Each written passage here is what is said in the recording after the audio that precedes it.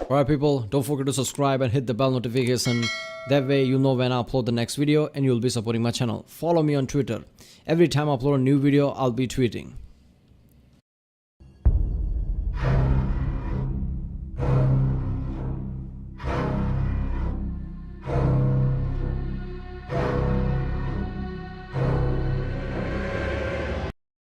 Ladies and gentlemen, this is Rex and this is Bloodborne Review. Defeat Gods, Doll Waifu Simulator. Okay, this is by the channel max0r. Oh, the sweet Bloodborne, it sings to me. Bloodborne is from 2015. I've heard of a lot of this game, right? It's a PlayStation 4 game. But yeah, I think it's supposed to be like Dark Souls, or I guess, take inspiration from Dark Souls or something like that. Or maybe the combat is similar. I remember something like that. Never played it. Maybe I should have, because I have a PS4 and Bloodborne is PS4 exclusive and people say it's really good. So we'll see how much max0r likes it. I love this channel so far. I reacted 2 videos from this. Both of them was fucking incredible. This is like another Sets in Tech type of guy with his own type of humor. So yeah, I guess he's started doing this kind of review type of thing pretty recently, right? Because his older videos are not like that. I'm pretty sure. But yeah, let's watch this one. Remember, if you like my Dixon, don't forget to like and subscribe. By subscribing, you'll be supporting my channel close to 10,000, and that way I'll know which type of channels to react to more. Check out other Dixon I did. There's a link in the description. Check out the cast for playlist, everything cards, and yeah, let's watch it. The video has spoilers. Bloodborne is a Lovecraftian horror RPG that no one understands by definition, where the player is free to attack hordes of human children at will and consume their innards. If that in-depth and engaging anti-baby gameplay appeals to you, keep listening, because it gets worse. In this game, you play as John Bloodborne, a foreigner incapable of speech without the use of sign language, and stricken with Habsburg disease, comes to the ancient city of London, seeking treatment for the sins of his cousins. In doing so, he will begin hallucinating talking dolls, spider people, and the great people. Journeying further, John Bloodborne becomes conscripted into the service of a gay elder god and the 60-year-old man he keeps as a pet, and is given the ultimate task of killing an invisible infant in order to cure his anemia. To accomplish said Herculean task, the player must journey through dark forests, terrifying nightmares, and the meth-ridden alleyways of a post-Brexit Britain, slaying monsters, exploring, and tricking women into being impregnated. You know what? There's way too much similarities between Seth and him, even with the jokes. By gods so you can consume the child. This game is an excellent realization of a Metroidvania with something new around every corner. A great action RPG which pits you against insurmountable odds and extreme challenges, and has a gripping story and lore about discovering the eldritch truth. So if you can, play it yourself, because I'm not going to hold back on the details. It's no secret that my reviews are entertainment first, so I don't suggest using me as genuine advice. These are not guides. However, most people can't play this game, ever, because you have to buy a $400 magical box sold by the wizard Sony in order to experience it. And even then, you get to see it in an amazing 30 frames per second with no anti-aliasing. Port this game to PC, I beg of you. In fact, I can assume that a lot of people watching this... Wait a minute, is that some kind of a thing? Or he's just wishing on it? Something that, Sony is going to import, bring on PlayStation games on PC. Because that would be fucking great. Games like Uncharted and things that I want to play on PC. I don't like shooters on consoles, right? So I never played Uncharted, on PlayStation 4 when I had it. Maybe I should have, but I don't know. Now I don't know if I should play it on PS4 since its graphics would feel really outdated, but I don't know, we'll see. This video will basically never play the game, but keep watching because I'm hilarious and original. Do that, and I can give you the full, unfiltered, uncensored, unsubstantiated, and unsportsmanlike experience that is Bloodborne.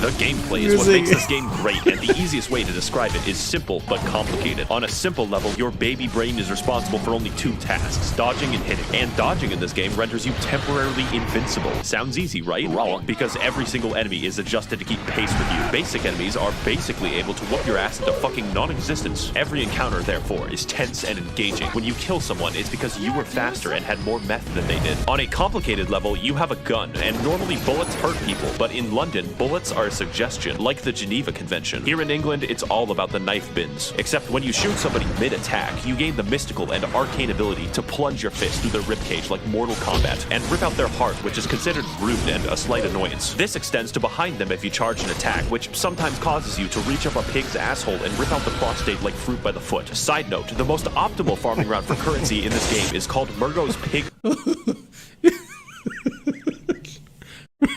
He just walked past that like it's nothing. Man, this is, first of all, if you dodge and you're invincible during that time, so it's not like, yeah, Dark Souls.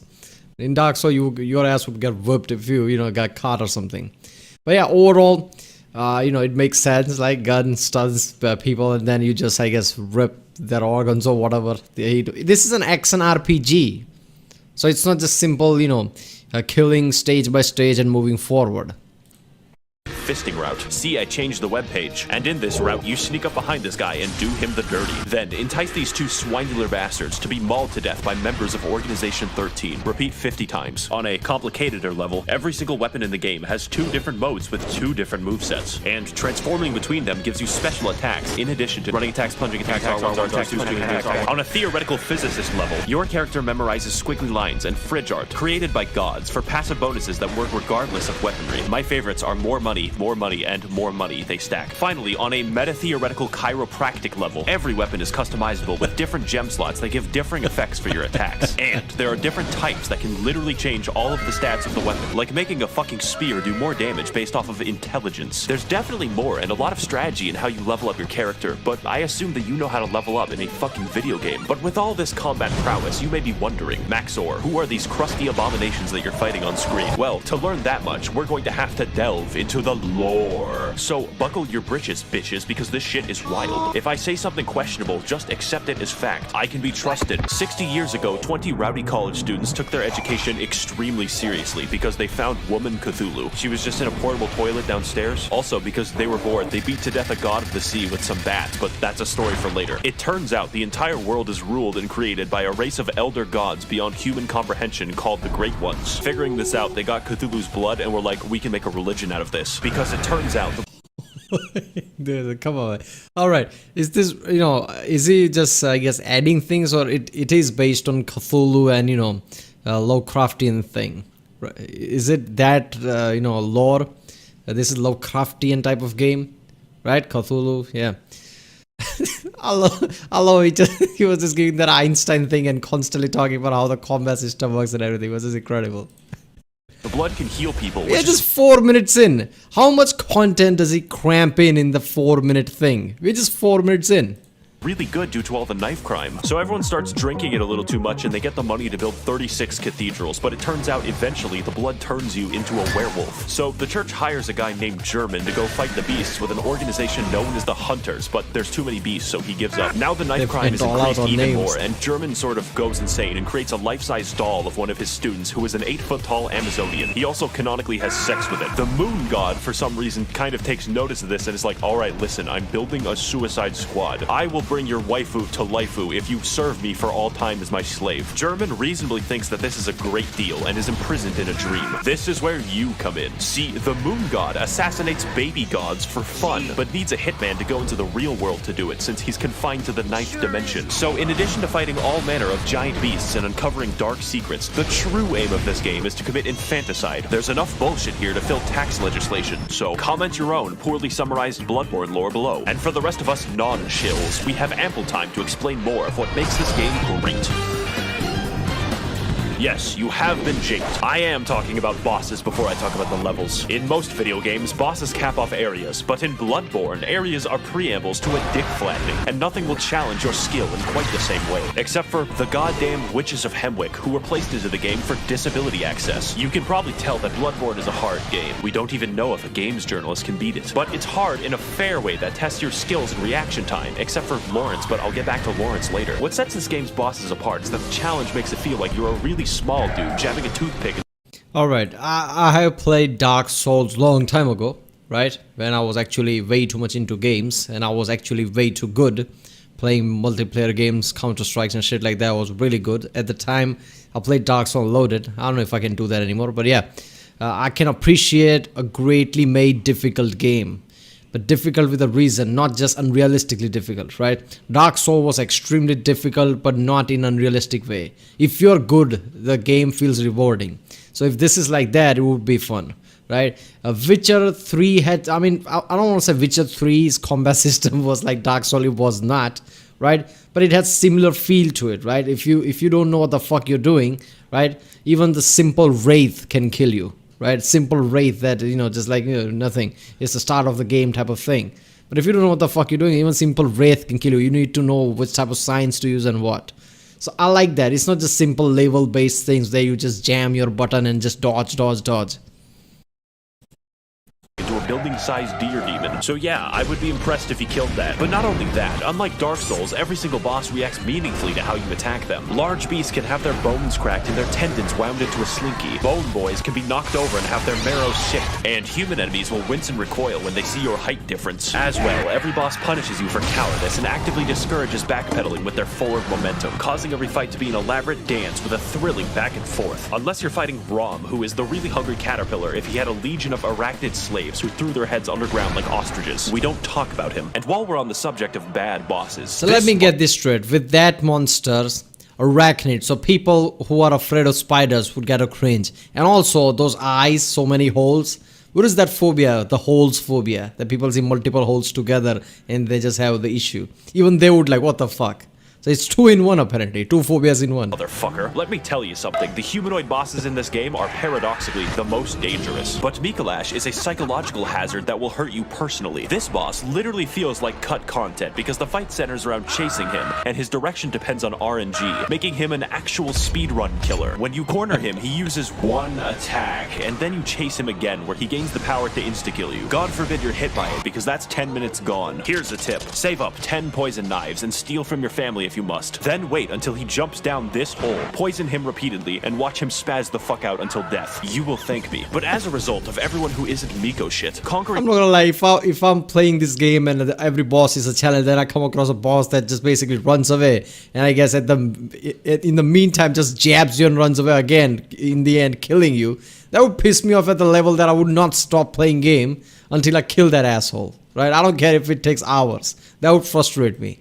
A boss in this game is absolutely rewarding on a level that other games cannot match. It's only because the odds are stacked against you in ways that don't feel bullshit most of the time that conquering them is the main reason I play, and their fights are undoubtedly the best I've ever done in video games. But that isn't most of the time in the game. In fact, a lot of your time is spent exploring the areas, so let's get into that. Lesson 1 in area design. Where the fuck am I going? Exploration is the name of the game, except it's called Bloodborne. Only this time, you don't bring smallpox and kill 20 million people. We're looking at a solid 10 this time, because the main enemies in this game are British townspeople. It's how the developers made sure you didn't feel bad about killing them. The plague of beasts infecting London causes people's teeth to become beast-like, makes you aggressive at night, and slurs your speech. So it's up to you to stop them, as a hunter should. If you don't look up where to go next in this game, good fucking luck. People get lost all the time. Get used to it. This game doesn't do exploration like, oh look, there's loot in this hallway, my dopamine's gonna go crazy. That's baby shit. This is daddy's exploration, where you find a route back to a place you were in 10 hours ago. And I hope you weren't expecting a mini-map, or any map. Every single hallway is a rabbit hole of discovery, and your hand isn't held. Case in point, Cathedral Ward is a level, but feels like a hub area because it connects to fucking everything. And where you start... I like that. This is old-style gaming, right? Where games didn't used to hold your hands, where you actually get frustrated because you just realize you just went through a maze and came back at the start of the fucking map or stage or whatever.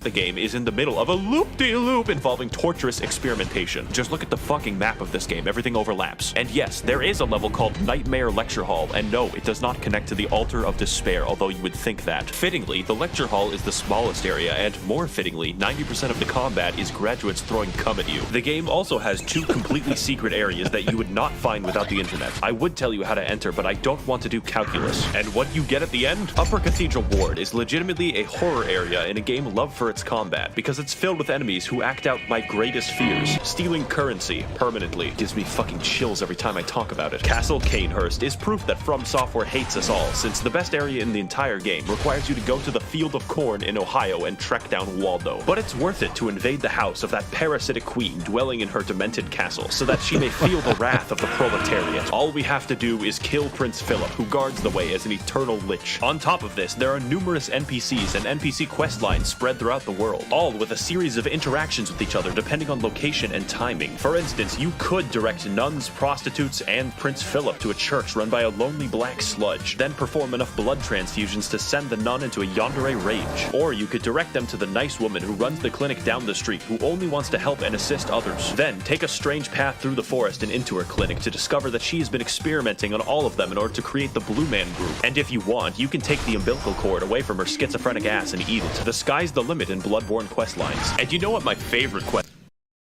I have same issue with Seth that I have issue with this channel apparently now. That I don't know which one is the joke, which one is the actual plot of the game.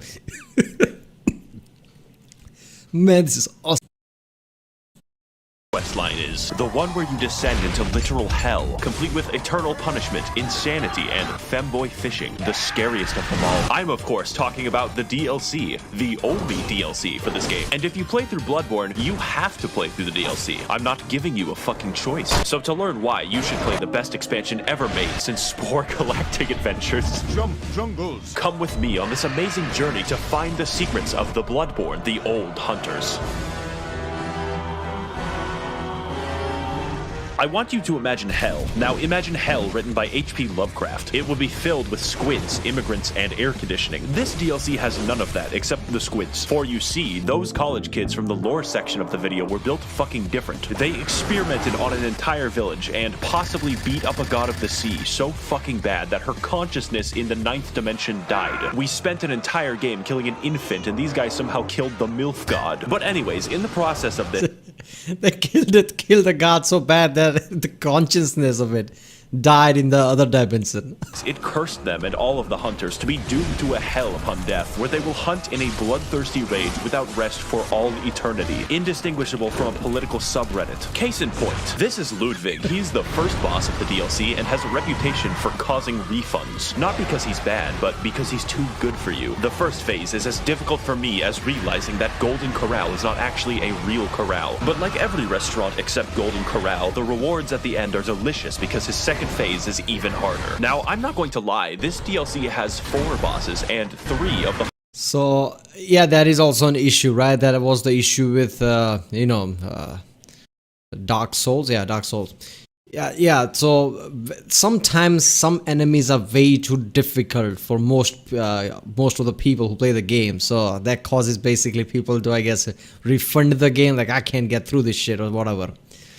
There is always an issue with developers, like should we make this game this hard, because what if people basically just said I can't play this and just refunds it.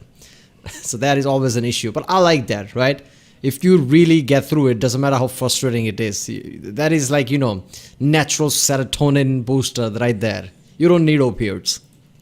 Hardest bosses I have ever fought in any video game ever. So your ass will be clenched the entire time, and the fact that he's the 3rd hardest is fucking concerning. Some people tell me, max0r, your videos have gotten me through tough times because they made me laugh. But like this boss, you are the one who is truly overcoming these challenges, and I believe in your ability to beat both of them. King. Boss Lightning Round. The DLC has many such cases of amazing bosses, including Lady Maria, who is the basis for German's extremely creepy 8-foot-tall doll fetish, but we'll get back to that, and Orphan of Cause, who was born from the literal dead body of a god. If you enjoy the sensation of being beaten to death with a sharpened placenta, this is the fight for you. And as with everything that From Software makes, they threw in a boss that they didn't really finish and called it a day. I'm of course talking about Lawrence, which is a very mundane name for a fire monster locked in hell. Take my advice, don't fight Lawrence, you only lose. One of them is Ludwig, alright, a Viking name. And then here you go, here's another one, his name is Lawrence.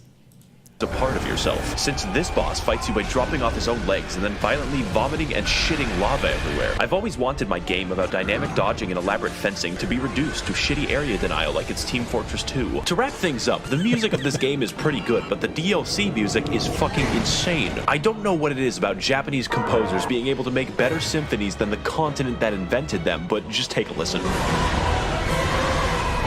Holy shit, I'm alive right now. Have you ever thought, as I do, that this game is just too good? That you would really rather be playing a shittier version of the game, such as the engagement of the Chalice Dungeons? I, of course, jest. They're fine, probably, except for half of them, because Bloodborne has an optional system of infinite dungeon generation for all of those who wish to break free of the shackles of good level design. Let's talk about how, and more importantly, why.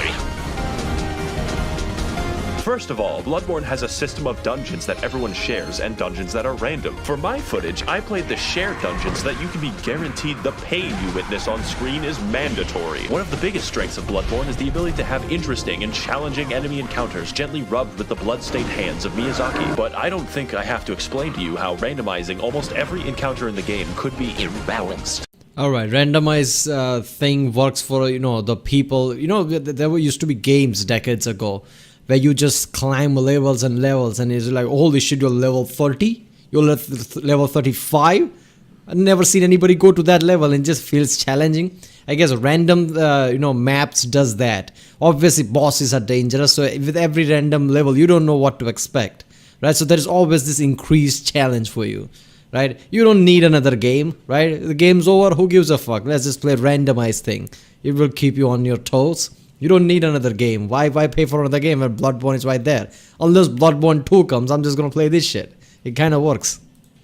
But fortunately, most enemies you encounter in the Chalice dungeons are new to spare British people your wrath, so you instead fight SCP-96. But why are we here? It turns out that the entire city of London was built on a Celtic burial ground, an ancient civilization called the Sumerians who discovered the healing powers of blood and then mysteriously disappeared. Wow, I wonder what happened. This is all cool in theory, but the reality is that most of the time you fight the same 4 enemies, and the first 3 dungeons can be replaced by Simon Says. My cat literally wouldn't notice. The Chalice dungeons are so forgotten that the developers use them to put joke enemies into the game. My favorite is the man who aggressively rolls at you stark naked wearing only his Nikes. The uniqueness also extends to the bosses, and they're actually pretty cool, like Sumerian Descendant, Watchdog, and the 3 overweight men. Do you remember that basic enemy from like 2 levels? He is the boss now. Rom, he is the boss again. The only thing stopping me from throwing myself into a wood chipper is the fact that Miklash isn't back. And if you're going to have replays, you probably want to make sure that they're actually good. In fact, the bosses are so fucking imbalanced that the Watchdog fight is primarily comprised of instant kill attacks. I beat Sekiro backwards on a keyboard and this shit is too fucking much. Now normally that would be all, but the dungeons go deeper. What we have discussed so far is merely the surface, and there is a much darker syndicate lying just below. These places you must never venture, for they are the save edit dungeons, whereby through wizardry the community are able to conjure up deep dark chasms and share them with the rest of the world. Of these secrets, there are only 2 that I shall reveal to you, and the first is the Cum Dungeon. Yes, you heard that correctly and clearly. The Cum Dungeon is the name of the most optimal farming route ever conceived by the fucking cricket people who do this shit, whereby the player enters the chasm of place name and watches as a high-level boss yeets itself off a cliff. Murgo's pig fisting route can give you 10,000 echoes. This gives 83,000. And if you thought that sorcery was bad, it gets much worse. You can insert anything from the game files by save editing a Chalice dungeon. Anything. This includes cut and unfinished content from the game that the developers forgot to delete, like this doggo who attacks you with invisible lightning. Overall, the Chalice dungeons are bad. They're not actually very fun to play, and yet I love them. Everyone loves them because they allow us to further explore a long-dead game with the help of a passionate community. Now, before we sign off, I know what you're thinking. max0r, what about the multiplayer? That I would love to talk about with all the footage I have, but it's dead. If this game releases on PC, and it better, then I will talk about the multiplayer extensively. And finally, this game and this video would not be complete if I didn't. Let's be honest, games like Dark Souls and even Bloodborne would be perfect for PC. People are forgetting that PC is where the hardcore players lies, right? And games like this, I mean, you have to be properly hardcore. Talk talk about the hunter's dream. After all the combat, the battles, and the difficulty of this game, it's nice to have a place to recharge, purchase items, upgrade weapons, and watch as it violently burns to the ground. This is where you'll find German slowly wasting away as his soul remains captive for an eternity, and his doll waifu that he sold his existence to be with. She talks to you, levels you up, offers you advice, and German says you're allowed to have sex with her. When I fell down and felt defeated, and German says you're allowed to have sex